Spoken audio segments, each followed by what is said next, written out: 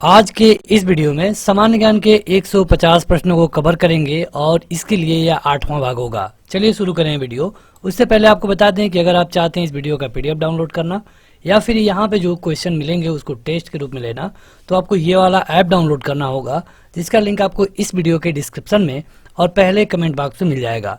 Play store पर SSC online exam लिखकर भी आप इसे डाउनलोड कर पाएंगे। यहाँ इस वीडियो को लाइक करने के साथ चैनल को जरूर सब्सक्राइब करें, उसके बाद बेल आइकन दबाएं, उसमें ऑल सेलेक्ट करें इसी तरह की बेहतरीन वीडियो सबसे पहले पाने के लिए। पर इस वीडियो में 150 क्वेश्चन आएंगे। आपको हर एक क्वेश्चन का उत्तर कमेंट करके बताना होगा। हिंदू तथा ईराना वास्तुकला का सबसे पहला समन्वय देखने को कहां पर मिलता है? आपके विकल्प है ताजमहल, पंचमहल, लाल किला और शेर शाह के मकबरा।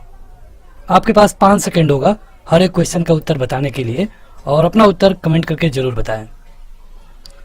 देखिए, जहां पर आपको बताना है कि हिंदू और ईरानी मतलब कि दोनों का वास्तुकला का दोनों जब एक ही जगह मिलके बात की जाए तो ये मिलता है शेर शाह के मकबरा में।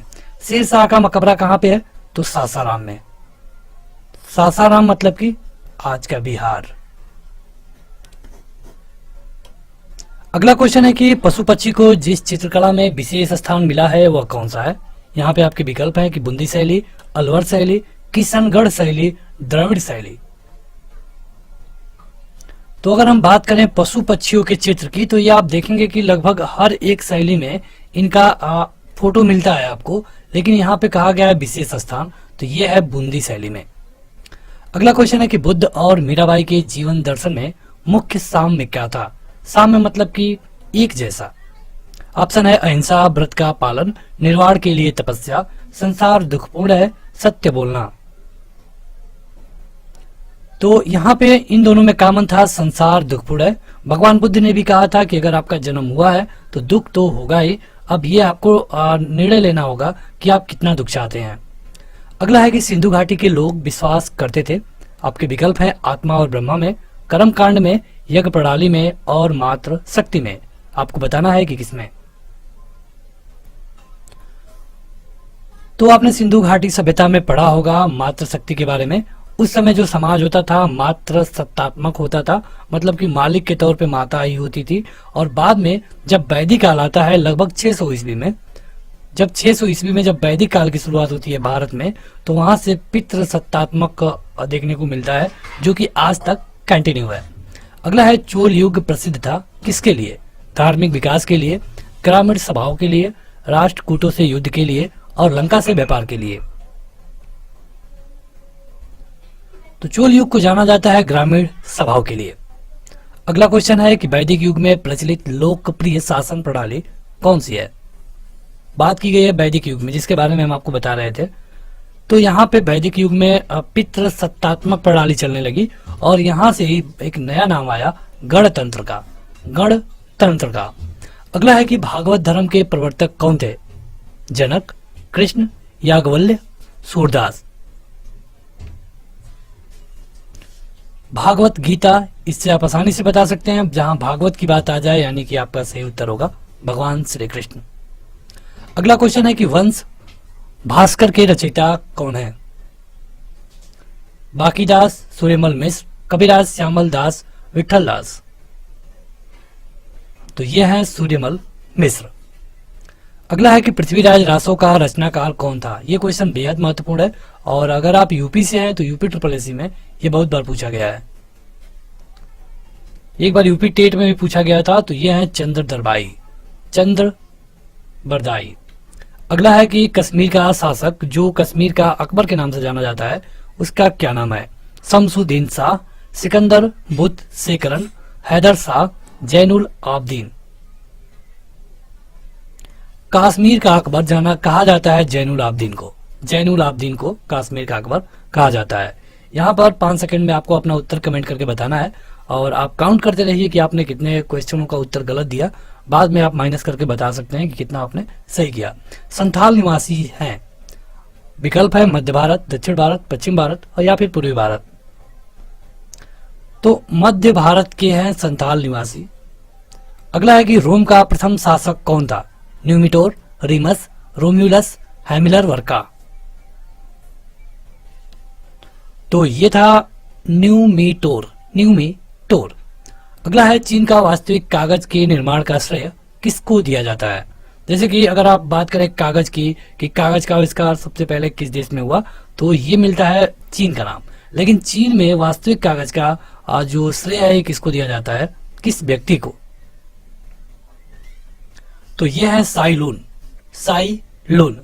अगला है शशांक को किस शासक ने पराजित किया। पराजित किया गया था हर्षवर्धन के द्वारा।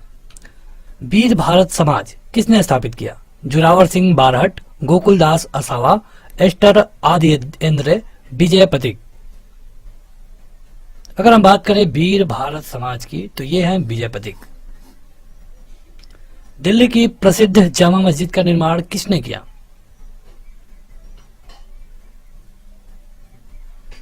तो ये कराया गया था शाहजहां के द्वारा। शाहजहां ने ताजमहल भी बनवाया। आप एक इसी तरह की रचना का नाम कमेंट करके बताइए जो अकबर ने बनवाया हो। अकबर के किसी एक रचना का नाम कमेंट करके बताइए। अगर हम बात करें अकबर की तो अकबर के पिता का नाम हुमायूं था।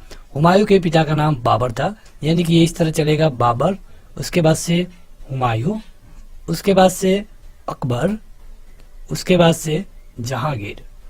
तो इन 4 से ज्यादा क्वेश्चन पूछे जाते हैं। जहांगीर के बाद आप शाहजहां को ले सकते हैं।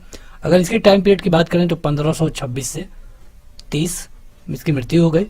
1530 से 40 शेरशाह सूरी के द्वारा हार गया, इंडिया से बाहर चला गया। फिर आया 1555 में, 1 साल रहा 1556 तक। 1556 से 1605 तक। जहांगीर की बात करें तो 1605 से 1627 तक। तो ये इनके बारे में जानिए, मुगल वंश के बारे में कई बार डायरेक्ट क्वेश्चन पूछे जाते हैं। वल्लभ भाई पटेल को सरदार की उपाधि किसने दी। तो एक जगह विद्रोह प्रदर्शन हो रहा था बारडोली में, और वहां पे जो महिलाएं थी उनका साथ दिया वल्लभ भाई पटेल ने। तो वहीं की महिलाओं ने इनको पहली बार सरदार कहा, तब से इनको सरदार वल्लभ भाई पटेल कहा जाने लगा। अगला है प्रसिद्ध बारडोली किसान आंदोलन का नेतृत्व किसने किया। एकदम आसान क्वेश्चन हो गया क्योंकि अभी हमने आपको बताया है, यह है सरदार पटेल। चलिए कमेंट करके बताइए, इनकी एक मूर्ति लगी है गुजरात में, उसकी ऊंचाई कितनी है, ये आपको कमेंट करके बताना है। करंट की दृष्टि से बेहद महत्वपूर्ण क्वेश्चन है। अगला है कि पहला ईरानी शासक जिसने भारत में कुछ भाग को अपने अधीन किया था, उसका नाम क्या था। साइरस, कैम्बिसिस, डेरियस प्रथम और सहार्थ। तो ये था साइरस। अगला क्वेश्चन कि अकबर द्वारा बनवाई गई श्रेष्ठतम इमारतें पाई जाती हैं। अभी हमने इसी क्वेश्चन को आपसे पूछा था कि अकबर के द्वारा बनाई गई किसी भी इमारत का नाम बताइए। कहाँ पे अधिकतम इमारत इसने बनवाया है। आगरा में बिल्कुल नहीं, ये शाहजहां के द्वारा आगरा में बनाया गया। लाहौर में भी नहीं, इलाहाबाद में भी नहीं, ये बनाया गया था फतेहपुर सीकरी में। आपने बुलंद दरवाजा का नाम सुना होगा। अगला है कि विदेश में प्रथम स्वतंत्र भारतीय सरकार किसने स्थापित की। ऑप्शन है बरकतुल्ला, सुभाष चंद्र बोस, लाला हरदयाल, राजा महेंद्र प्रताप सिंह। तो ये थे राजा महेंद्र प्रताप सिंह। अगला क्वेश्चन कि किस मुगल शासक का मकबरा भारत में नहीं है। दरअसल ये भारत आया था पहली बार। ये मुगल वंश का एक तरह से आप इसे भारत में स्थापक कर सकते हैं, मतलब किसी ने शुरुआत की, लेकिन इसे मरने के बाद इसका मकबरा भारत से बाहर बनाया गया काबुल में, और यह है बाबर। 1526 से लेकर के 1530 तक। ये सन याद रखिए, बहुत बार पूछा जाता है क्वेश्चन। अगला है राष्ट्रपति किसी विधेयक को अपने पास कितने दिनों तक रख सकते हैं। होता क्या है कि जब कैबिनेट किसी भी विधेयक को अप्रूवल करके दे, या फिर लोकसभा और राज्यसभा कोई भी अप्रूवल दे, तो प्रेसिडेंट उसे केवल 14 दिन रख सकते हैं। 14 दिन के अंदर कई चीजें हो सकती हैं, या तो 14 दिन के अंदर वो उसे वापस कर दे, मतलब कि अगर कैबिनेट है तो कैबिनेट को भेज दें, या फिर लोकसभा राज्यसभा से पास करके गया है तो इसको रिटर्न कर दें। होगा क्या कि अगर इसमें कोई रिटर्न करना चाहते हैं तो करके फिर से राष्ट्रपति को भेजेंगे, और उन्हें 14 दिन के अंदर ऊपर साइन करना उस पर जरूरी होगा। अगला क्वेश्चन है कि लोकसभा के कार्यकाल की अवधि कितनी है। तो यह है 5 साल। अब चलिए बताइए राज्यसभा की अवधि कितनी है। राज्यसभा की अवधि कितनी होती है। तो राज्यसभा की अवधि कोई नहीं होती है, राज्यसभा कभी भंग नहीं किया जा सकता। लेकिन अगर ये पूछे कि राज्यसभा के मेंबर का टाइम पीरियड कितना होता है एक सदस्य का, तो ये होता है 6 साल। अगर हम बात करें लोकसभा की, तो लोकसभा में मिनिमम उम्र सीमा है 25 साल, लेकिन अगर राज्यसभा में आप देखेंगे तो ये हो जाता है 30 साल। चलिए कमेंट करके बताइए कि राज्यपाल बनने के लिए कम से कम उम्र सीमा कितनी होनी चाहिए। कमेंट बॉक्स में कमेंट करके बताएं। राज्यपाल या फिर राष्ट्रपति दोनों के लिए एक ही है, या फिर उपराष्ट्रपति, तीनों के लिए एक ही है। कमेंट करके बताइएगा कमेंट बॉक्स में। राज्यसभा की बैठकों की अध्यक्षता कौन करता है? महत्वपूर्ण क्वेश्चन है, क्योंकि लोकसभा में तो एक स्पीकर होता है, राज्यसभा की बात करें तो यहाँ पे होते हैं वाइस प्रेसिडेंट। अच्छा, हमने ये उपराष्ट्रपति का पद कहां से लिया है? अमेरिका से। अगला है कि प्रति 2 वर्ष में राज्यसभा के कितने सदस्य कार्यनिवृत्त हो जाते हैं, मतलब रिटायर हो जाते हैं, उनका टाइम पीरियड खत्म हो जाता है। तो यह है 1/3। मतलब कि यहाँ पे राज्यसभा में 250 मेंबर होते हैं और मिनिमम उम्र सीमा है 30 साल। यहाँ पे ऐसे डिजाइन किया गया है कि हर 2 साल में 1/3 लोग रिटायर होते रहते हैं, लेकिन प्रति व्यक्ति की टाइम पीरियड देखें तो ये 6 साल का होगा। अगला क्वेश्चन है कि भारत के राष्ट्रीय ध्वज की लंबाई और चौड़ाई का अनुपात कितना है? अच्छा क्वेश्चन है, लेकिन बिल्कुल आसान है। तो यह है 3/2। मतलब कैसे 3? ऐसे 2। चलिए क्वेश्चन बताइए, राष्ट्रीय गीत इसको कितने सेकंड में गाते हैं? पहले ध्यान से देखिए, राष्ट्रीय गीत को कितने सेकंड में गाया जाता है? कोई आपका उत्तर गलत ना हो इसलिए इसे जरूर ध्यान से पढ़िए। राष्ट्रीय गीत को कितने टाइम पीरियड में गाया जाता है? कमेंट करके बताइएगा। अगला है, भारत के राष्ट्रपति द्वारा 2 व्यक्तियों को किसका प्रतिनिधित्व करते हुए लोकसभा का सदस्य बनाने के लिए मनोनीत किया जाता है? तो यह है अंगल भारतीय। अंगल भारतीय क्या मतलब होता है? देखिए, जब बात करें अगर हम 1950 की, तो जब यहाँ से अंग्रेज चले गए तो फिर भी कुछ ऐसे अंग्रेज व्यक्ति थे जो कि यहाँ पे रहना उनको पसंद था। वो लोग यहाँ पे रुक गए और उनकी संख्या कुछ ही बची है भारत में।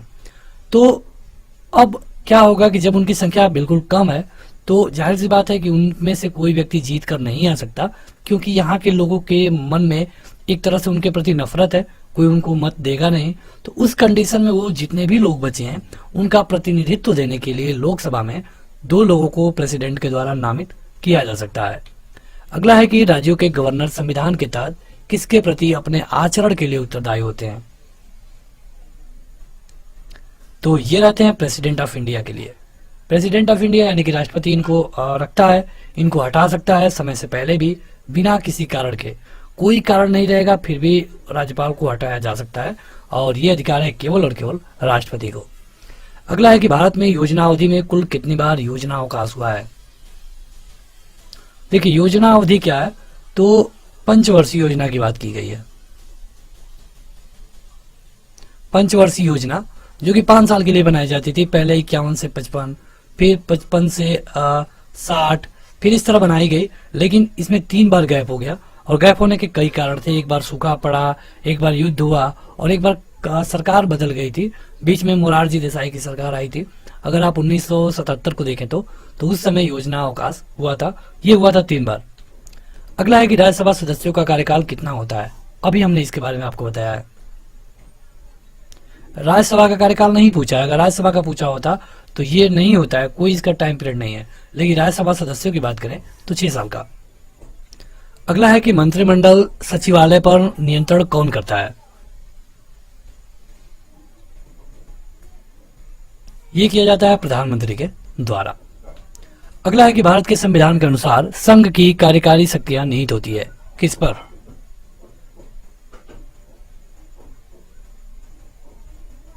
देखिए, यहाँ पे ये क्वेश्चन में थोड़ा सा आपको क्लियर होना जरूरी है। अगर केवल पावर की बात करें तो अधिकतर पावर तो राष्ट्रपति के पास ही है, क्योंकि भले ही सब कुछ प्रधानमंत्री कर सकते हैं लेकिन वो नाम से होता है राष्ट्रपति के ही। यहाँ पे आपका सही उत्तर होगा राष्ट्रपति के। लेकिन अगर इस मतलब रियल पावर की बात करें तो ये होगा कैबिनेट में। रियल पावर, वास्तविक शक्तियां, तो वास्तविक शक्तियां कैबिनेट में होती हैं, लेकिन जो भी काम होता है सब राष्ट्रपति के नाम से ही होता है। अगला है कि भारतीय संविधान यह प्रावधान करता है कि किसी भी विधानसभा में 60 से कम सदस्य नहीं हो सकते। निम्नलिखित में से किस राज्य की विधानसभा इसका अपवाद है? देखिए, होता क्या है कि कम से कम 60 और अधिकतम 500 मेंबर हो सकते हैं विधानसभा में, ये कहा गया है संविधान में। लेकिन कुछ राज्य इतने छोटे हैं कि वहां पे 60 मेंबर बनाना आसान नहीं है। अगर आप 60 मेंबर बनाएंगे वहां खर्च बढ़ेगा, जो कि फिजूल खर्ची में होगा। इसलिए कुछ राज्य हैं जो कि 2-3 जिनका नंबर है, इनकी संख्या कम है। इसमें से एक है सिक्किम। अगला है कि समुद्र तल पर बैरोमीटर में पारे का स्तर कितना होगा। सभी लोग अपना उत्तर कमेंट करके बताते रहें। जो लोग अभी तक इस वीडियो को लाइक नहीं किए हैं जरूर लाइक कर दें। अगर आप चाहते हैं इसका टेस्ट देना या फिर इसका पीडीएफ, तो आपको ऐप डाउनलोड करना होगा, जिसका लिंक इस वीडियो के डिस्क्रिप्शन में और पहले कमेंट बॉक्स में मिल जाएगा। तो ये होता है कितना, 76 सेंटीमीटर। अगला है कि सबसे कम वर्षा कहाँ होती है। ज्यादा पूछा होता तो मानीसराम आपका सही उत्तर होता, लेकिन सबसे कम होती है लेह में, लेह लद्दाख जम्मू कश्मीर। अगला है कि भारत पर प्रथम यूरोपीय आक्रमणकारी कौन था। यूरोपीय पूछा गया है, वो भी आक्रमणकारी होना चाहिए, तो ये था सिकंदर। अगला है 38 नंबर की अराफात का अर्थ क्या है। अराफात किसका नाम है, देश का, नदी का, शहर का, जनजाति का। देश तो कोई है नहीं, शहर भी नहीं है, ये है एक नदी का नाम। और भारत की सबसे बड़ी नदी कौन सी है, तो गंगा। कितनी लंबाई है, तो 2500 किलोमीटर, 2525 किलोमीटर। और दुनिया की सबसे बड़ी नदी है नील नदी, जिसकी लंबाई है लगभग 6600 किलोमीटर। अगला है विश्व में सबसे अधिक वर्षा किस स्थान पे होता है। आगे क्वेश्चन, तो ये होता है मानीसराम में।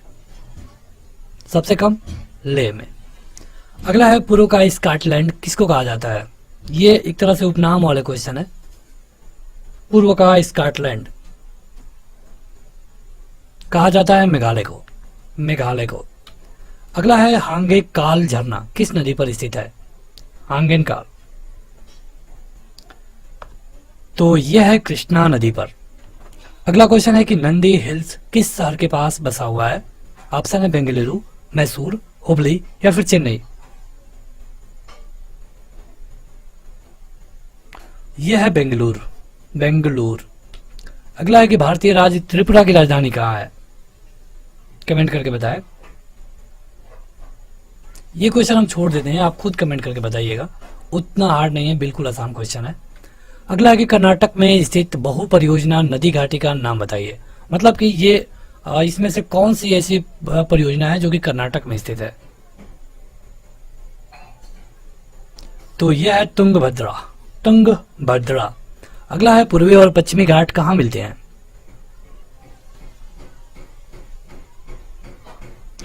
तो पूर्वी और पश्चिमी घाट मिलते हैं नीलगिरी पहाड़ी पे, नीलगिरी पहाड़ी पे। अगला है कि सूर्य के सबसे निकटतम ग्रह कौन सा है। बिल्कुल आसान क्वेश्चन, यह है बुध, जो कि केवल 88 दिनों में सूर्य का एक चक्कर लगा लेता है। बुध के बाद कौन सा ग्रह आता है, बताइए कमेंट करके। शुक्र, शुक्र के बाद पृथ्वी, पृथ्वी के बाद मंगल। अगला है कि रिएक्टर स्केल से क्या मापा जाता है। रिएक्टर स्केल की हम बात करते हैं तो इस पे क्या मापते हैं। जो लोग अभी तक इसको लाइक नहीं किए हैं जरूर लाइक कर दें, इसे अपने दोस्तों में शेयर भी करिए ताकि ज़्यादा लोगों तक ये वीडियो पहुंच सके। रिएक्टर स्केल से मापते हैं भूकंप।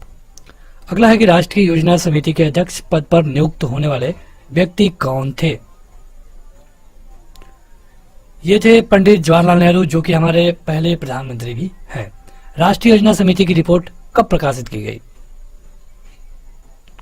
ये आजादी से पहले की बात है और ये हुआ था 1938 में। अगला क्वेश्चन कि योजना आयोग का गठन कब हुआ। योजना आयोग, जिसको 1 जनवरी 2015 से बदल करके नीति आयोग कहा जाता है, तो इसका गठन किया गया था मार्च 1950 में।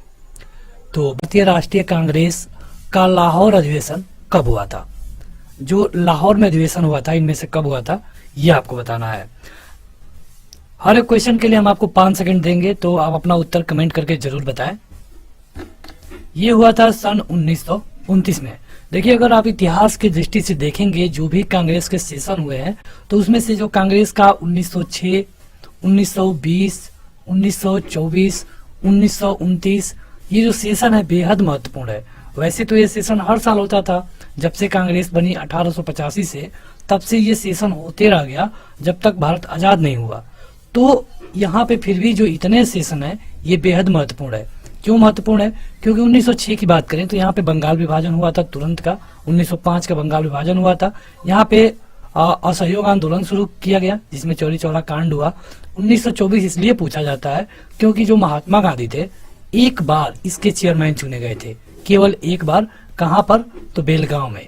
तो ये भी पूछा गया है कि कहां पर अध्यक्ष चुने गए, तो महात्मा गांधी राष्ट्रीय कांग्रेस के एक बार अध्यक्ष चुने गए थे बेलगांव अधिवेशन में 1924 में।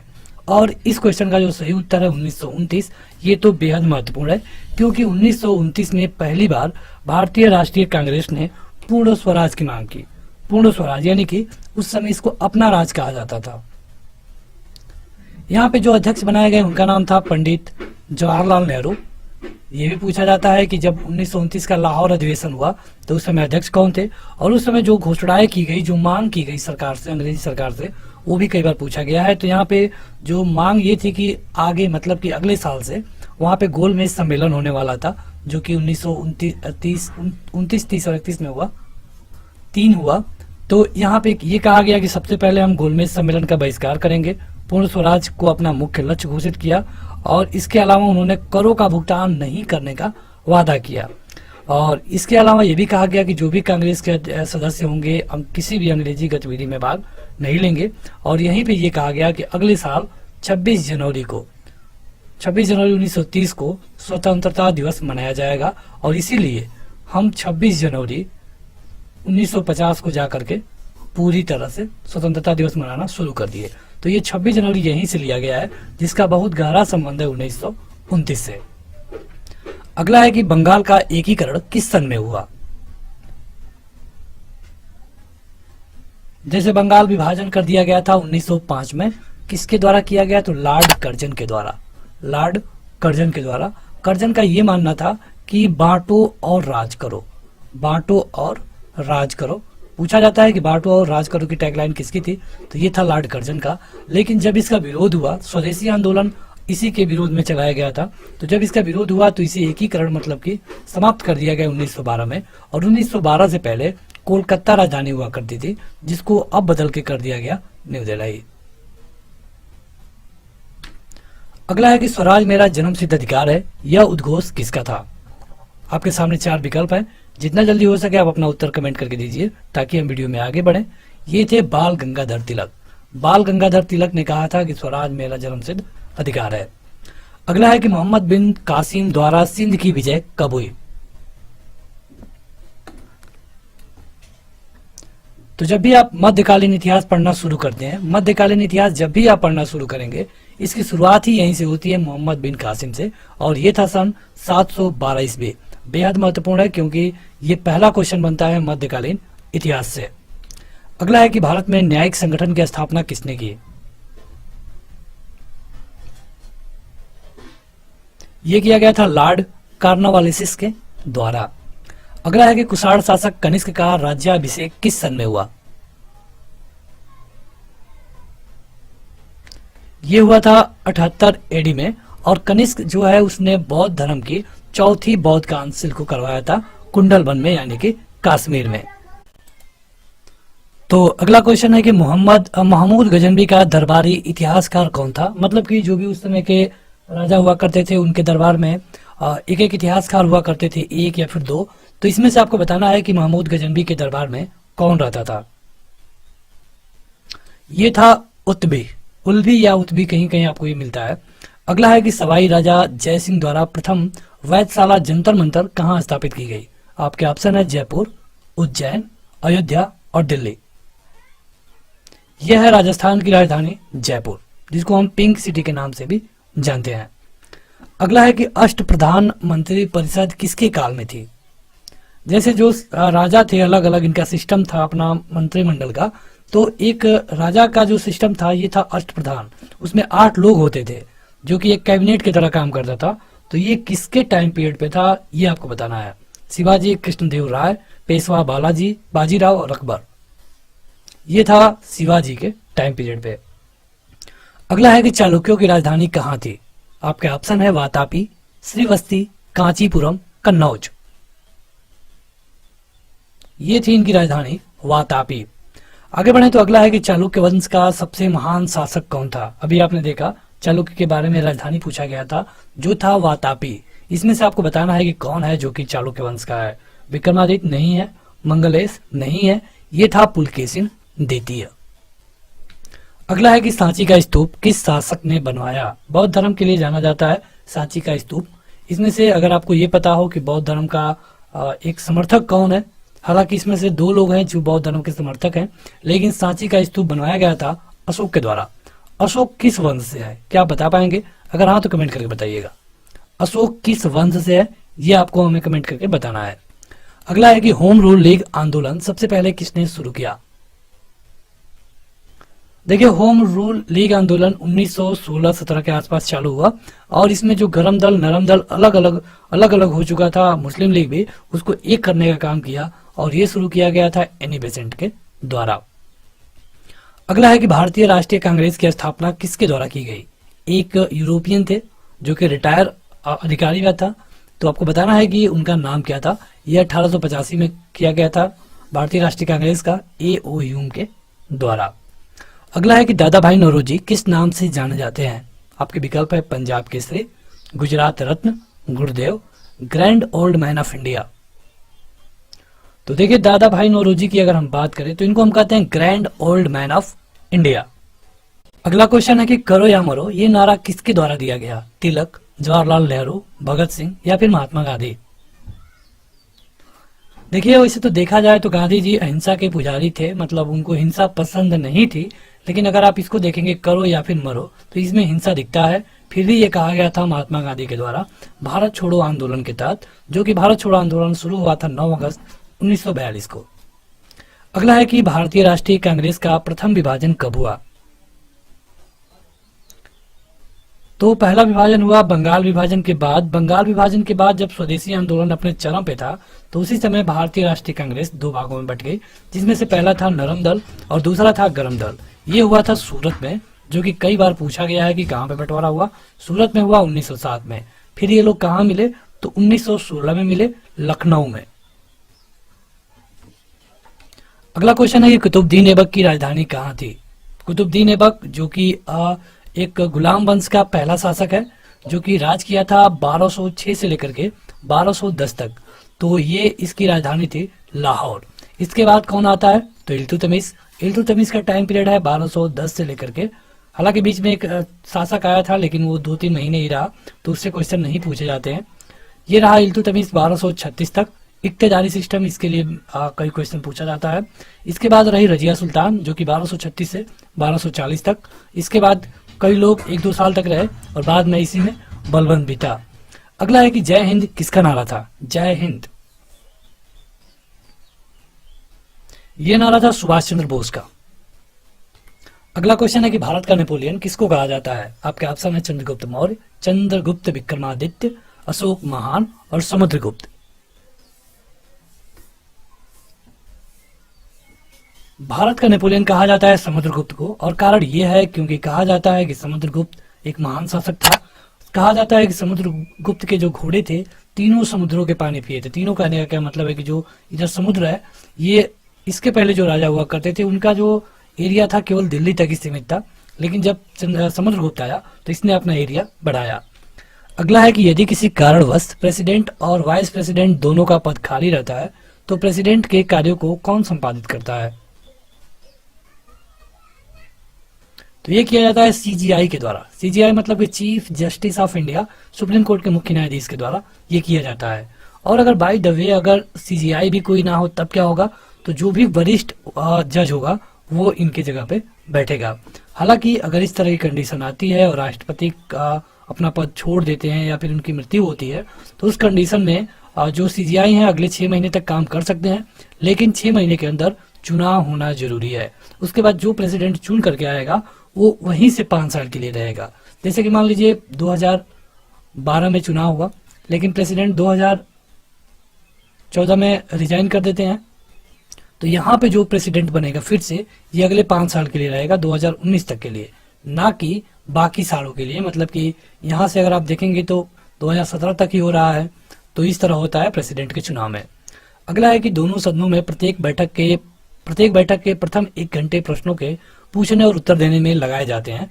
इसे किस नाम से जाना जाता है? पॉलिटी का क्वेश्चन है, बेहद महत्वपूर्ण। अगर आपने अभी तक इस वीडियो को लाइक नहीं किया है तो लाइक कर दीजिए और आप ऐप को जरूर डाउनलोड करें, जहां जाकर आप बिना किसी बुक के अपनी तैयारी को कर पाएंगे। वहां आप लाइन बाय लाइन, वीडियो के रूप में, पीडीएफ के रूप में और क्वेश्चन के रूप में हर फॉर्मेट में आपको सारा मटेरियल मिलता है। यह है शून्यकाल। अगला है कि चौथी सत्ता किससे कहा जाता है? चौथा स्तंभ के नाम से आपने सुना होगा। अगर आपने चौथी सत्ता ना सुना हो तो चौथा स्तंभ कहा जाता है प्रेस को। दुर्भाग्य है कि कुछ समय से 10-20 सालों से प्रेस पे ज्यादा अंगुली उठ रही है। अगला है कि भारत के राष्ट्रपति को पद की शपथ कौन दिलाता है?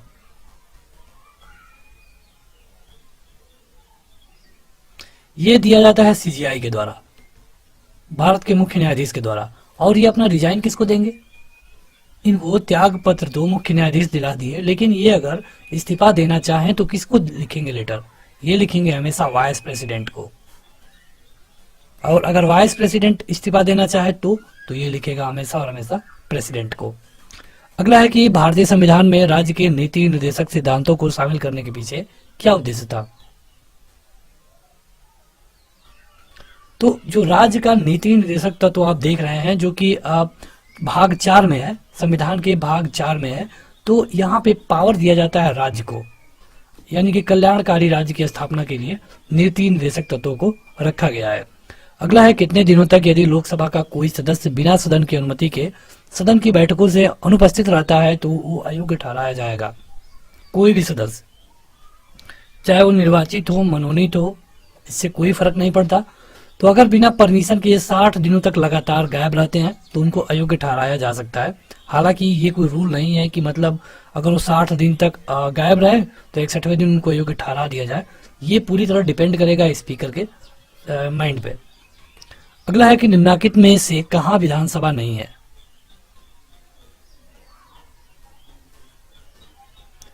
ये है कहां पे आपको बताना है। तो इसके लिए सही उत्तर है लक्षद्वीप में। लक्षद्वीप में। इसके अलावा अगर आप देखेंगे पांडिचेरी को, जिसको आजकल पुदुचेरी कहा जाता है, और दिल्ली को या फिर गोवा को, तो हर जगह विधानसभा है।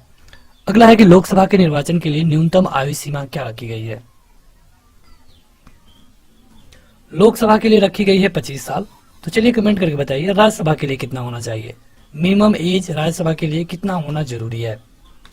अगला है संसद के दोनों अधिवेशनों का समयांतर कितने से अधिक नहीं हो सकता?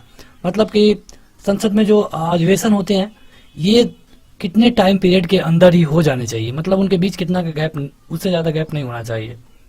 ये होता है 6 महीने। अगला है कि केरल का उच्च न्यायालय कहां पर स्थित है? तो केरल का उच्च न्यायालय स्थित है एर्नाकुलम में। जैसे पूछ ले कि उत्तर प्रदेश का, यूपी का कहां पर है, तो यूपी की राजधानी है लखनऊ, लेकिन इसका जो हाई कोर्ट है यह है प्रयागराज में, यानी कि इलाहाबाद में। उसी तरह चलिए कमेंट करके बताइए एमपी का हाई कोर्ट कहां पे है? ये भी राजधानी में नहीं है। कमेंट करके बताइए कहां पर है। अगला है कि हेमावती निम्न की सहायक नदी है, किसकी? तो यह है कावेरी की। अगला क्वेश्चन है कि सौरमंडल में चंद्रमा क्या है? बेहद सिंपल क्वेश्चन। ये है उपग्रह। ग्रह वो होते हैं जो कि सूर्य का चक्कर लगाते हैं या फिर किसी भी तारा का चक्कर लगाते हैं। उपग्रह उनको कहते हैं जो ग्रहों का चक्कर लगाता है। यहाँ से क्वेश्चन पूछा जा सकता है कि सबसे अधिक उपग्रह किसके पास है? कमेंट करके बताइए हमारे सौरमंडल में सबसे अधिक उपग्रह किसके पास है। अगर आपको विकल्प चाहिए तो केवल 2 विकल्प है हमारे पास। पहला है बृहस्पति और दूसरा है शनि। कमेंट करके बताइए। अगर आपका करंट अफेयर सही होगा तभी आप इसका सही उत्तर दे पाएंगे। अगला है कि मानसून का कारण क्या है? तो हवाओं के मौसमी उत्क्रमण के कारण नहीं होता है, पृथ्वी के चक्कर के कारण तो बिल्कुल नहीं होता है, ये होता है बादलों की गति के कारण। अगला है कि सुएज नहर किन 2 महासागरों को जोड़ती है? ये क्वेश्चन बहुत बार पूछा गया है। यह है लाल सागर और भूमध्य सागर। अगला क्वेश्चन है कि समुद्र पृथ्वी की सतह का लगभग कितना भाग घेरे हुए है? थोड़ा जल्दी जल्दी अपना उत्तर कमेंट करके दीजिए। इस वीडियो को हम जल्दी खत्म करेंगे, हम आपका टाइम बर्बाद नहीं करना चाहते हैं। तो यह है लगभग 71%। अगला है कि देश का सबसे अधिक प्राचीन बंदरगाह कौन सा है? मुंबई, कंडाला, चेन्नई और विशाखापट्टनम। सबसे प्राचीन है चेन्नई। अगला है कि पृथ्वी का ध्रुवीय व्यास उसके विषुवतीय व्यास से कितना कम है? 25 किलोमीटर, 80 किलोमीटर, 43 किलोमीटर या फिर 30 किलोमीटर? तुरंत अपना उत्तर कमेंट करके बताइए। यह है 43 किलोमीटर। अगला है कि सबसे लवणीय सागर कौन है? आपके विकल्प है मृत सागर, लाल सागर, भूमध्य सागर या फिर अरब सागर। तो यह है मृत सागर। अगला है कि तराइन का प्रथम युद्ध कब हुआ था? तराइन का पहला और दूसरा युद्ध बेहद महत्वपूर्ण है, कई क्वेश्चन यहां से बनते हैं। यह हुआ था 1191 में मोहम्मद गोरी और पृथ्वीराज चौहान के बीच, जिसमें से पृथ्वीराज चौहान की जीत होती है। अगर तराइन के द्वितीय युद्ध की बात करें तो ये हुआ था 1192 में पृथ्वीराज चौहान और मोहम्मद गोरी के बीच, जिसमें से मोहम्मद गोरी जीत जाता है, जो कि मोहम्मद गोरी के जीत में जयचंद का एक बड़ा रोल था, जिसको मोहम्मद गोरी ने भी 1194 में हरा दिया, जिसको चंदावर का युद्ध कहते हैं, चंदावर का युद्ध। अगला है कि भारत का अक्षांशीय विस्तार क्या है? तो यह है 8 डिग्री से लेकर के 36 डिग्री तक, बाकी मिनट था।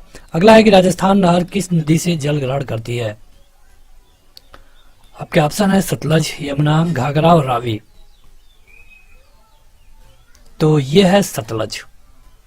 अगला क्वेश्चन है कि मेत्तूर बांध किस नदी पर अवस्थित है? जो मेट्टूर बांध है किस नदी पर अवस्थित है, यह आपको बताना है। जितना जल्दी हो सके आप अपना उत्तर कमेंट करके बताएं। अगर आपने अभी तक इस वीडियो को लाइक नहीं किया है तो जरूर लाइक कर दें। यह है कावेरी नदी पर, कावेरी नदी पर है मेट्टूर बांध। अगला है कि डोगरी भाषा किस राज्य के लोगों द्वारा बोली जाती है? डोगरी ये बोली जाती है जम्मू और कश्मीर में। अगला है कि 7वीं पंचवर्षीय योजना का केंद्रीय बल निम्न में से किस पर था? जैसे पंचवर्षीय योजना मतलब कि 5 सालों के लिए एक एस्टिमेट बनाया जाता था, तो अभी अभी अगर आप देखेंगे 12 से 17 तक तो 12वीं पंचवर्षीय योजना थी। यहाँ पूछा गया 7वीं के बारे में, ये था उत्पादकता, काम और खाद पर। अगला है कि 7वीं पंचवर्षीय योजना में प्रारंभ किया गया एक महत्वपूर्ण रोजगार कार्यक्रम क्या था? जब इसका फोकस काम पे था तो एक कार्यक्रम शुरू किया गया था जिसका नाम था JRY। अगला है कि भारत की कुल सिंचित भूमि का कितने % भाग नहरों द्वारा सिंचित है? तो नहरों द्वारा भारत में सिंचाई होती है 36% भाग का, बाकी नलकूप है। अगला है कि वर्तमान में भारत में बीज उत्पादक चक्र कितनी अवस्थाओं में बटा हुआ है? तो यह है 3। अगला क्वेश्चन की निगम कर यानी कि कारपोरेशन टैक्स लगाया जाता है, आपको बताना है कि किन पर। कारपोरेशन टैक्स हमेशा लगता है कंपनियों के लाभ पे। अगला क्वेश्चन की सीमा शुल्क है, किस तरह का कर है सीमा शुल्क? तो सीमा शुल्क एक अप्रत्यक्ष कर है। अगला क्वेश्चन है कंप्यूटर का हिंदी नाम क्या है? बेहद सिंपल क्वेश्चन, कई बार पूछा गया है, सभी लोग अपना उत्तर कमेंट करके जरूर बताएंगे। यह है संगणक। तो कि हिंदी और फारसी दोनों भाषाओं का विद्वान कौन था? मतलब कि ये इतिहास से क्वेश्चन हो सकता है, इनमें से वो कौन व्यक्ति है जो कि हिंदी और फारसी दोनों को जानता था? जानता था ही नहीं, विद्वान भी था। विद्वान उसको कहते हैं जो किसी भी भाषा में या फिर किसी भी क्षेत्र में अच्छी जानकारी रखता हो। तो ये है अमीर खुसरो। अमीर खुसरो हिंदी और फारसी दोनों भाषाओं के विद्वान थे। अगला है कि सर्वेंट ऑफ इंडिया सोसाइटी के संस्थापक कौन है? Pattabhi Sitaramayya, NN Banerjee, BD Savarkar, Gopal Krishna Gokhale. तो ये हैं Gopal Krishna Gokhale, servant of India के संस्थापक। तो अगला क्वेश्चन है कि जन गण मन इसके रचयिता कौन है? बंकिम चंद्र चटर्जी, अरविंद घोष, रविंद्रनाथ टैगोर, सरोजनी नायडू। देखिए जन गण मन हमारा राष्ट्रीय गीत है और ये रविंद्रनाथ टैगोर के द्वारा इसकी रचना की गई थी। रविंद्रनाथ टैगोर को भारत में सबसे पहले यानी कि 1913 में नोबेल पुरस्कार भी मिल चुका है और ये मिला था इनको साहित्य के लिए, गीतांजलि की रचना पर। अगला है कि नरम दल और गरम दल के रूप में भारतीय राष्ट्रीय कांग्रेस का विभाजन किस अधिवेशन में हुआ? तो देखिए इसको हम जानते हैं सूरत स्प्लिट के नाम से, स्प्लिट के नाम से, मतलब कि सूरत विभाजन के नाम से जानते हैं। ये हुआ था 1907 में, हुआ था कहाँ पे? सूरत में। कहाँ पे फिर ये लोग जुड़ गए? तो ये लोग जुड़े 1916 में लखनऊ में। तो ये दोनों आपको याद रखना होगा, लखनऊ में जुड़ गए, 1907 में अलग हो गए। इससे पहले 1905 में बंगाल विभाजन भी हुआ था। अगला है कि वैनसांग किसके शासनकाल में भारत आया था? चंद्रगुप्त द्वितीय, सम्राट हर्षवर्धन, चंद्रगुप्त मौर्य, और चंद्रगुप्त प्रथम। तो आप आसानी से याद रख सकते हैं, ह्वेनसांग मतलब कि हर्षवर्धन। ह्वेनसांग हर्षवर्धन के टाइम पीरियड पे भारत आया था। अगला है कि भारत में अंग्रेजों की सर्वश्रेष्ठता किस युद्ध में स्थापित हो गई। मतलब कि जब अंग्रेज 1613 में यहाँ पे अपनी पहली कंपनी लगाए, ये 1600 में आ चुके थे, लेकिन 1613 में जब इन्होंने पहली कंपनी लगाई तो ये लोग केवल एक व्यापारी थे। इनका काम था जो इंग्लैंड का सामान था उसको यहाँ पे बेचना। लेकिन धीरे धीरे एक एक करके युद्ध जीतते गए। आपको बताना है कि इनमें से कौन सा युद्ध जीतने के बाद अंग्रेज यहाँ पे राजा बन के उभरे। ये था प्लासी का युद्ध। अगला है कि गुलाम वंश का संस्थापक कौन था। अगर आप मध्यकालीन इतिहास पढ़ना शुरू करते हैं तो यहीं से शुरू किया जाता है मध्यकालीन इतिहास को। और ये गुलाम वंश के संस्थापक हुआ था, संस्थापना हुई थी 1206 में, और ये था कुतुबुद्दीन ऐबक। ये रहा 1206 से लेकर के 1210 तक। इसके बाद आया इल्तुतमिश जो कि रहा 1210 से लेकर के 1236 तक। इसके बाद रजिया सुल्तान जो कि पहली महिला सुल्तान थी, तो ये रही 1236 से लेकर के 1240 तक। अगर आप देखेंगे गुलाम वंश को तो इसको मामुलिक वंश भी कहा जाता है। अगला है कि लॉर्ड डलहौजी द्वारा अवध का अंग्रेजी राज्य में विलय निम्न में से किस रीति से हुआ था। डलहौजी ने जो अवध है इसको अंग्रेजों में मिला लिया था, तो इसको मिलाने के लिए कौन सी नीति अपनाई गई। तो ये नीति थी कुप्रशासन के द्वारा। देखिए कई तरह की नियम बनाई गई थी, जैसे कि अगर राजा का खुद का कोई बेटा नहीं है तो उस राज्य को ले लिया जाएगा, या फिर वहां पे अच्छे से प्रशासन काम नहीं कर रहा है तो फिर ले लिया जाएगा। अगर वो राजा अंग्रेजों को टैक्स नहीं दे रहा है तो फिर उसे ले लिया जाएगा। इस तरह की कई नीतियां थी और उसमें किसी न किसी कारण अनेक प्रांतों को अंग्रेजों में मिलाया जा रहा था। तो जो अवध को मिलाया गया, ये मिलाया गया था कुप्रशासन के कारण। अगला है कि खजुराहो का कंदरिया महादेव मंदिर किसने बनवाया। खजुराहो में जो कंदरिया महादेव का मंदिर है ये किसके द्वारा बनाया गया। ऑप्शन है परमार, सातवाहन, राष्ट्रकूट या फिर चंदेल। तो ये है चंदेल, चंदेलों के द्वारा बनवाया गया था कंदरिया महादेव का मंदिर। अगला है कि 1857 की क्रांति का प्रथम कारण क्या था। 1857 में जो क्रांति हुई इसका मतलब हमारे स्वतंत्रता संग्राम में अहम रोल है। भले ही ये क्रांति फेल हुई बाद में जाकर के, लेकिन इससे हमें बहुत फायदा मिला। तो यहाँ पे इसका मेन कारण था, शुरुआती कारण था ब्रिटिश साम्राज्य की नीति। हमने अभी आपको बताया कि ब्रिटिश कई तरह का रूल बना लिए थे। अगर आप टैक्स नहीं दे पाते हैं, आपका बेटा नहीं है या फिर अच्छा प्रशासन नहीं है, तो इस तरह करके अंग्रेजों ने अवध को, इसके अलावा कई और प्रांतों को जैसे कि झांसी को, सबको अपने में मिला लिया था। तो ये इसका प्रथम कारण था। हालांकि इसमें और भी कई कारण है जिसमें कि सैनिक असंतोष भी शामिल है। अगला है कि गांधी जी ने दक्षिण अफ्रीका में मिलने गांधी जी से दक्षिण अफ्रीका में मिलने कौन गया था। जब गांधी जी दक्षिण अफ्रीका गए थे एक केस के सिलसिले में, तो उनसे मिलने वहां पे कौन गया था ये पूछा गया है। आपके ऑप्शन है बाल गंगाधर तिलक, वल्लभ भाई पटेल, गोपाल कृष्ण गोखले और जवाहरलाल नेहरू। इनका नाम था जवाहरलाल नेहरू। गांधी जी 9 जनवरी 1915 को भारत आए और इसी दिन हम प्रवासी दिवस भी मनाते हैं। अगला है कि भारत छोड़ो आंदोलन कहाँ से शुरू हुआ, कब शुरू हुआ ये भी पूछा जाता है, कहाँ शुरू हुआ ये भी पूछा जाता है। तो देखिए कहाँ शुरू किया गया, अगर ये पूछा जाए तो ये शुरू किया गया बम्बई। बम्बई में एक अगस्त मैदान भी है। 9 अगस्त 1942 को इसकी शुरुआत हुई। गांधी जी ने इसी में कहा था करो या मरो। तो ये मुंबई में शुरू हुआ 1942 में 9 अगस्त को। अगला है कि 1928 ईस्वी में साइमन कमीशन भारत के किस उद्देश्य से आया था। 1928 में साइमन कमीशन भारत आया था, ये सबको पता है, लेकिन उसका काम क्या था, उसका एम क्या था। हालांकि साइमन कमीशन का जोरदार विरोध हुआ और इसी विरोध में लाला लाजपत राय की मृत्यु हो जाती है पुलिस लाठीचार्ज में। तो यहाँ पे साइमन कमीशन के भारत आने के मुख्य रूप से 2 कारण थे। लेकिन अगर आप इन विकल्पों पे गौर करेंगे तो आपका पहला वाला ऑप्शन सही है, प्रशासनिक सुधार पर विचार करने हेतु। अगर आपको आसान भाषा में बताएं तो देखिए 1909 मार्ले मिंटो रिफॉर्म और 1919 मॉन्टेगू चेम्सफोर्ड रिफॉर्म, ये 2 रिफॉर्म लगाए गए थे यहाँ पे। इन्हीं को रीड करने के लिए, मतलब इनको पढ़ने के लिए कि जब अंग्रेजों ने यहाँ पे इस रूल को लगाया है तो उससे क्या फायदा है, क्या नुकसान है, क्या इसको लंबे समय तक रखना ठीक है नहीं है, तो इसी को पढ़ने के लिए साइमन कमीशन भारत आया था। साइमन कमीशन भारत तो आया, लेकिन इसका विरोध क्यों हुआ, तो विरोध होने का बस एक ही कारण था कि इसमें कोई भी इंडियन व्यक्ति नहीं था। तो जब साइमन कमीशन भारत आया और अपनी रिपोर्ट लगाया तो उसने जो 1919 में रूल लगाया गया था इसको हटा दिया और कई तरह के और भी सुधार करने को कहा, जो कि 1935 में जिनको जोड़ लिया गया। अगला है कि किस राज्य में सड़कों की लंबाई सबसे अधिक है। कहने का मतलब है कि कहाँ पे सबसे अधिक सड़कें हैं, तो यह है महाराष्ट्र, जिसकी कैपिटल है मुंबई और जिसको हम आर्थिक राजधानी भी बोलते हैं। भारत की आर्थिक राजधानी कहाँ है? मुंबई है। अगला है कि मालवा, गुजरात एवं महाराष्ट्र को किस शासक ने पहली बार जीता। तो यहाँ पे आपके ऑप्शन है हर्ष, स्कंदगुप्त, विक्रमादित्य, चंद्रगुप्त। तो ये देखिए, ये पूछा गया है कि किस शासक ने पहली बार जीता, तो ये जीता गया था चंद्रगुप्त मौर्य के द्वारा, जो कि मौर्य वंश का राजा था। अगला है कि भारतीय राष्ट्रीय कांग्रेस के प्रथम अध्यक्ष कौन थे। देखिए, भारतीय राष्ट्रीय कांग्रेस को बनाया गया था 1885 में A.O. ह्यूम के द्वारा, जो कि एक अंग्रेजी रिटायर अधिकारी था। हालांकि कहा जाता है कि अंग्रेजों ने इसे जानबूझ करके कांग्रेस को बनवाया।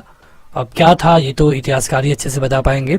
कहा जाता है कि अंग्रेज इसे इसलिए बनाए क्योंकि अंग्रेजों को ये था कि लोगों में विरोध ना हो, लोग हमसे शिकायत करें और हम उनको शिकायत दूर करने का आश्वासन देंगे। शुरुआती के 20 साल यानी कि 1905 तक यही हुआ, लेकिन बंगाल विभाजन ने एक तरह से लोगों में आग फैला दिया और तब से कांग्रेस अंग्रेजों से मुखर हो गई। तो यहाँ पे जो क्वेश्चन में पूछा गया है उसके हिसाब से आपके पहले अध्यक्ष थे व्योमेश चंद बनर्जी, WC बनर्जी भी इनको बोला जाता है। अगला है कि असहयोग आंदोलन 1920 में शुरू हुआ था, बताइए कि यह कब खत्म हुआ। 1919 में जो जलियांवाला बाग हत्याकांड हुआ था अमृतसर पंजाब में, तो इसके बाद अंग्रेजों का विरोध करने के लिए ये 1920 में असहयोग आंदोलन को शुरू किया गया। इसमें यह था कि हम अंग्रेजों का सहयोग नहीं करेंगे, उनका असहयोग करेंगे, और इसको बंद कर दिया गया 1922 में। 1922 में बंद करने के पीछे कारण ये था कि चौरा चौरी एक जगह है जो कि गोरखपुर में है, वहां पर 22 पुलिसकर्मियों को एक थाने के अंदर जिंदा जला दिया गया। इनकी मृत्यु से आहत होकर, क्योंकि ये जो 22 कर्मी थे ये इंडियन थे, ये काम करते थे, मतलब कि ये नौकरी कर रहे थे अंग्रेजों के लिए, तो इन लोगों की मृत्यु से आहत होकर गांधी जी ने इसको खत्म कर दिया सहयोग आंदोलन को 1922 में। अगला है कि 1919 में जलियांवाला बाग हत्याकांड के समय भारत का वायसराय कौन था। देखिए, 1919 में जलियांवाला बाग हत्याकांड के कई कारण है। वहां पे एक कानून आया था जिसको रॉलेट एक्ट कहा जाता है, रॉलेट एक्ट, जिसको गांधी जी ने काला कानून कहा।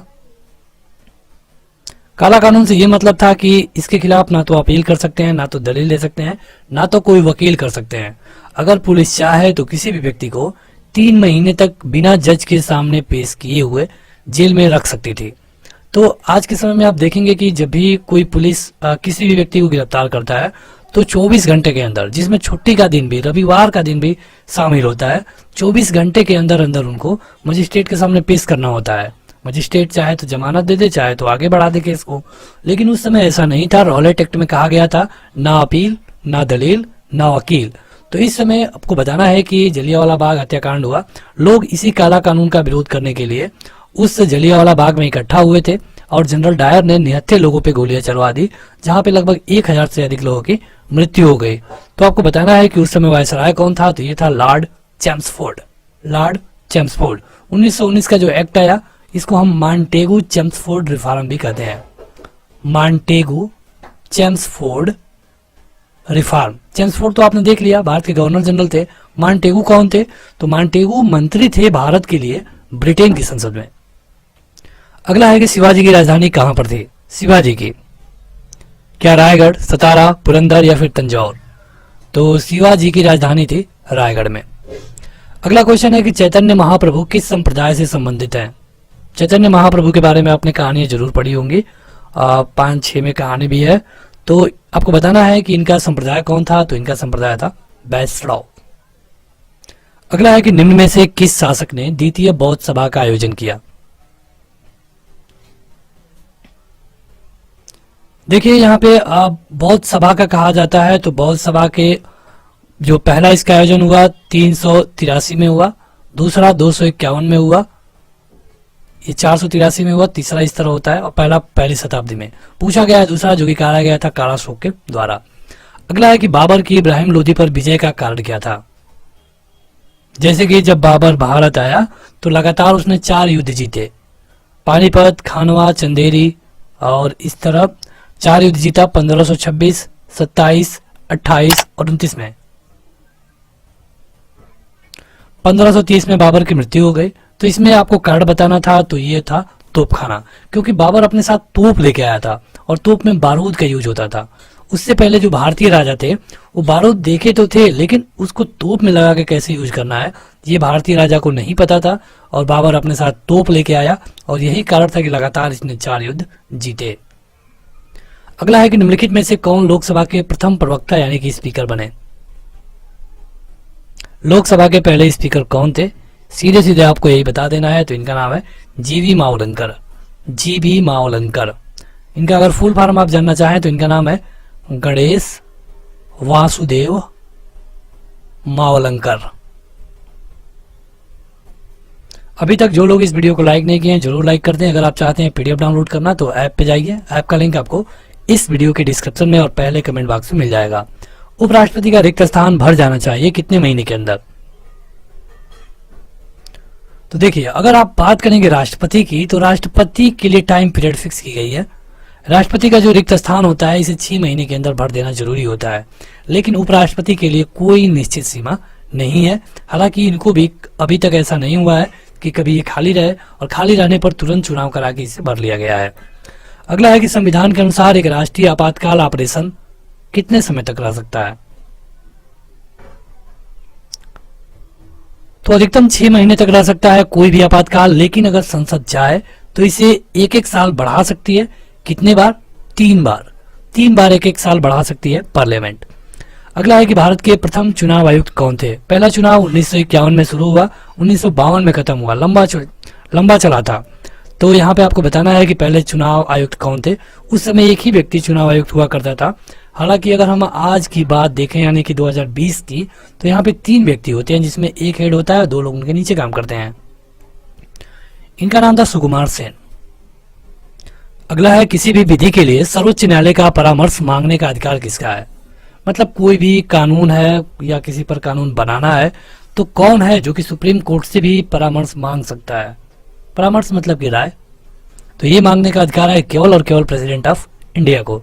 हालांकि एक चीज और जानिए कि सुप्रीम कोर्ट राय तो दे देगा, लेकिन जरूरी नहीं है कि राष्ट्रपति उसको माने। ये राष्ट्रपति की मर्जी पर आधारित है।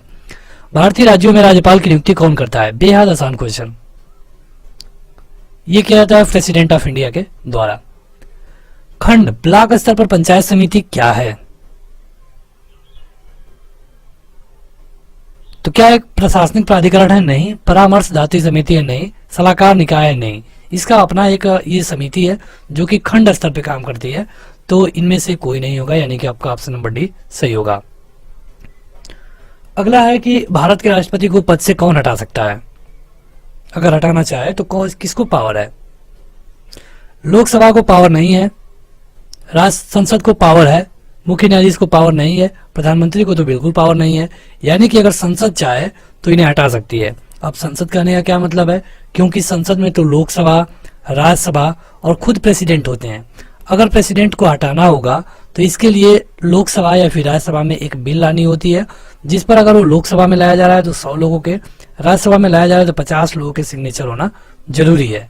इस सिग्नेचर को आने के बाद जो स्पीकर होंगे उस सभा के उसको जांच कराएंगे और अगर सही पाए जाने पर विशेष बहुमत के द्वारा राष्ट्रपति के खिलाफ प्रस्ताव पारित किया जाएगा।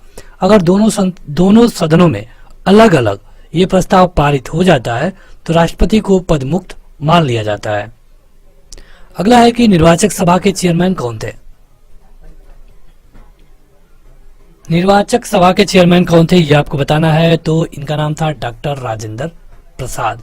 इससे पहले डॉक्टर सचिदानंद सिन्हा थे जो कि अस्थायी अध्यक्ष थे, केवल 2 दिन रहे। उसके बाद डॉक्टर राजेंद्र प्रसाद को बनाया गया। दोनों लोगों में एक चीज कॉमन है कि दोनों लोग बिहार से थे। अगला है कि ब्राजील किस महाद्वीप में आता है? जैसे अगर बात करेंगे इंडिया की तो इंडिया एशिया में है, जो कि दुनिया का सबसे बड़ा महाद्वीप भी है।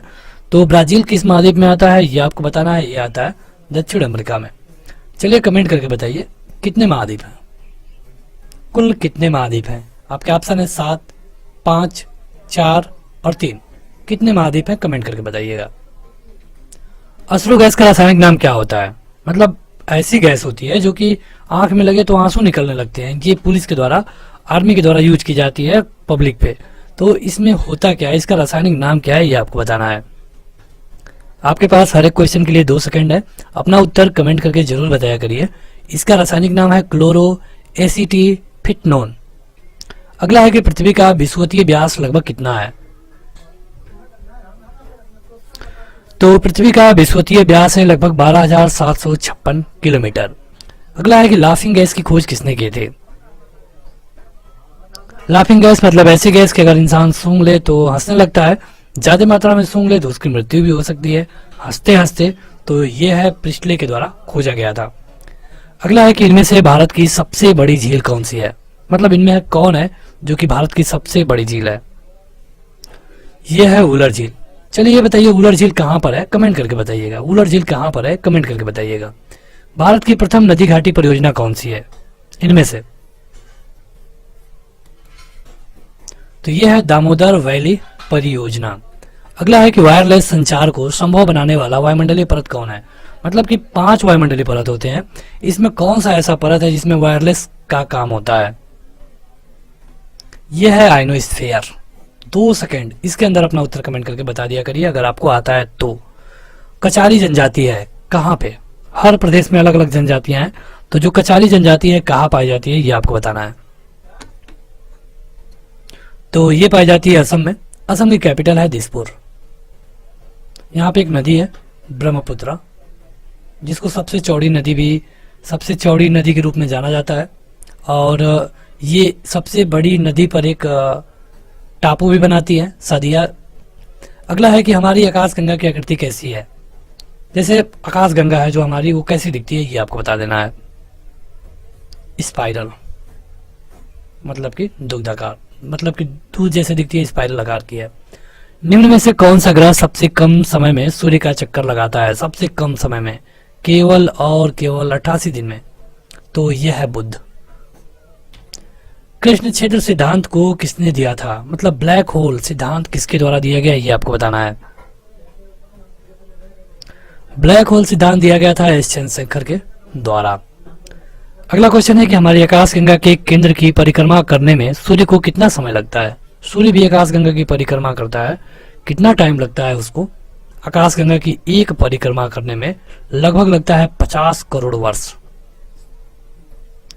अगला है कि यह किसने सबसे पहले कहा था कि सूर्य हमारे सौर मंडल का केंद्र है और पृथ्वी उसकी परिक्रमा करती है।